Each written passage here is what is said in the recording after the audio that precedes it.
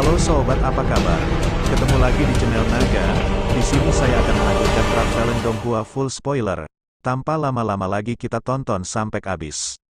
Banyak tatapan di jalan segera muncul ketika mereka mendengar suara gemuruh suram yang dikirim dari langit biru. Seruan dengan cepat terdengar di jalan. Ini sebenarnya nenek moyang klan Luo. Dia sebenarnya datang secara pribadi. Sepertinya orang tua ini sangat menyayangi Luo Xiaoyao. Sepertinya akan ada pertunjukan yang bagus hari ini.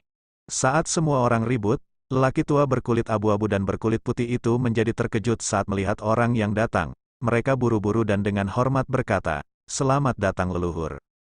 Hati keduanya tertawa getir saat mereka berbicara dengan mulut. Mereka tidak pernah menyangka wanita muda tertua akan mematahkan liontin giok darah hatinya. Benda itu adalah sesuatu yang dibuat secara pribadi oleh leluhurnya untuknya. Dia diberitahu untuk tidak menggunakannya kecuali saat itu adalah saat yang kritis. Tidak disangka dia benar-benar mengeluarkan masalah ini hanya karena masalah sekecil itu.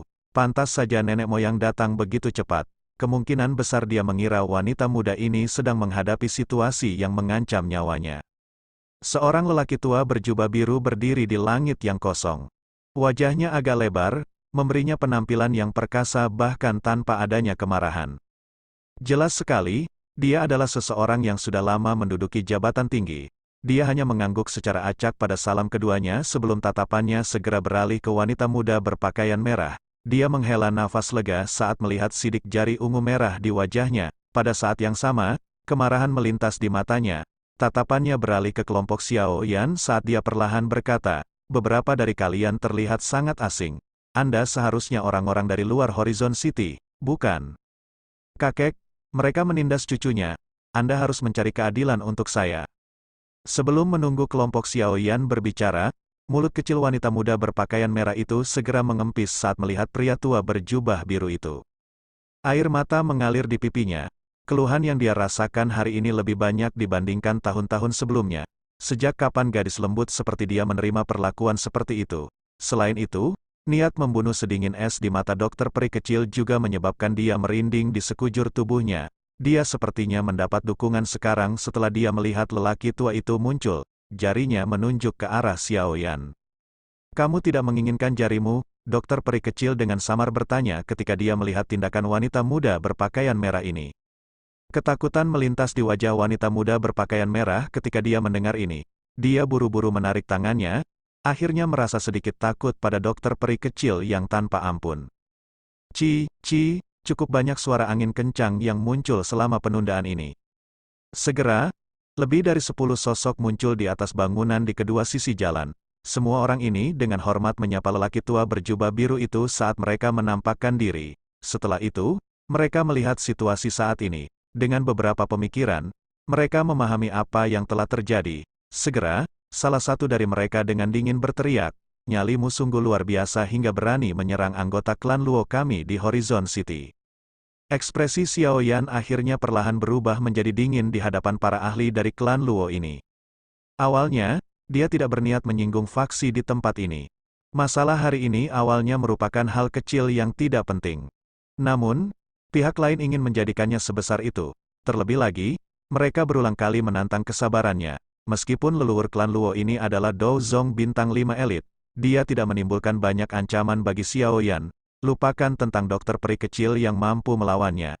Cincin penyimpanannya juga memiliki boneka iblis bumi yang dapat bersaing dengan Dou Zong bintang 6. Jika pihak lain ingin memaksakan keberuntungannya, mereka tidak boleh menyalahkannya karena terlalu kejam.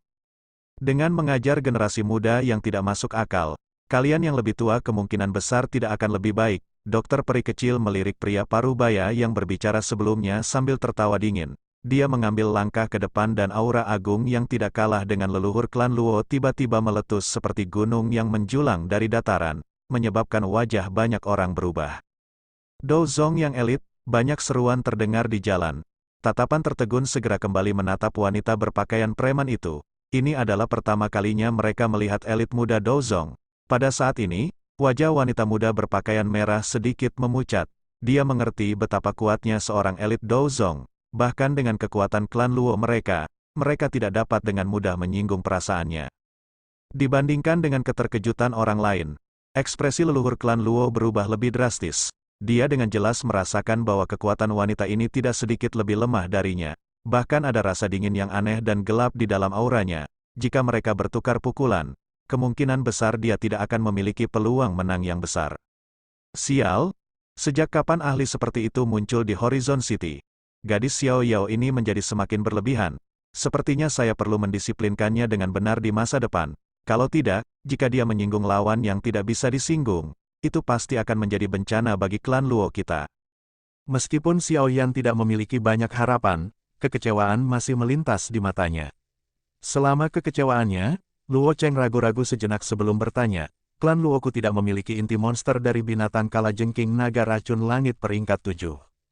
Namun, ia memiliki peringkat 61. Bolehkah saya tahu apakah itu akan berhasil?